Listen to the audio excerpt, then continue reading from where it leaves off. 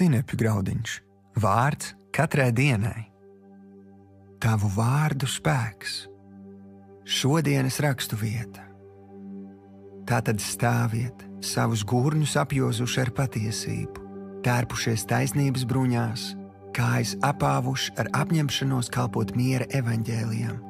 Bez visa tā satveriet ticības vairogu, ar ko jūs varēsiet dzēst visas ļaunā ugunīgās bultas.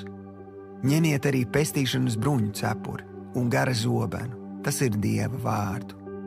Ar visām lūgšanām un lūgumiem lūdziet Dievu garā ikbrīdi. Efeziešiem 6. nodaļa, 14. līdz 17. pāns. Šodienas pārdomas.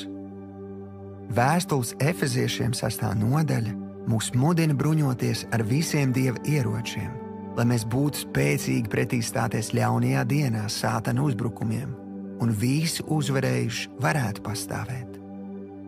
Zīmīgi, ka kristiešu bruņojumā Dieva vārds ir pielīdzināts zobenam. Zobens ir vienīgais apbruņojums šajā sarakstā, kas paredzēts mūsu patiesā ienaidnieka, Sātana un viņa dēmonu sakāvei. Kāpēc Bībelē rakstītais Dieva vārds ir tik efektīvs? Tāpēc, ka Dieva vārdam ir visaugstākā autoritāte, un tas ir spēcīgs un dzīvs. Kad Dievs radīja pasauli, viņš runāja, un viss radās. Jēzus runāja, un ļaunie gari paklausīja. Arī šodien nekas nav mainījies. Apzinies, ka ienaidniekam bēgt liek nevis Dieva vārds, kas atrodas tavā grāmatu plauktā, bet gan Dieva vārds, kas ir iesakņojies tavā sirdī un tiek ticībā pasludināts ar tavu balsi.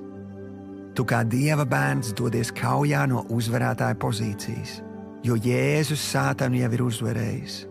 Tev jau pieder uzvara.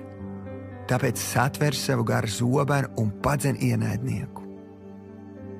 Šodienas lūgšana. Tēvs, es apņemos veltīt laiku tava vārda lasīšanai un pārdomāšanai, lai vārds iesakņojas manā sirdī. Paldies, ka svētais gars man atgādina visu, ko tu man esi mācījis, un es spēju pareizā vietā runāt pareizos vārdus tavā autoritātē. Jēzus vārdā. Āmen.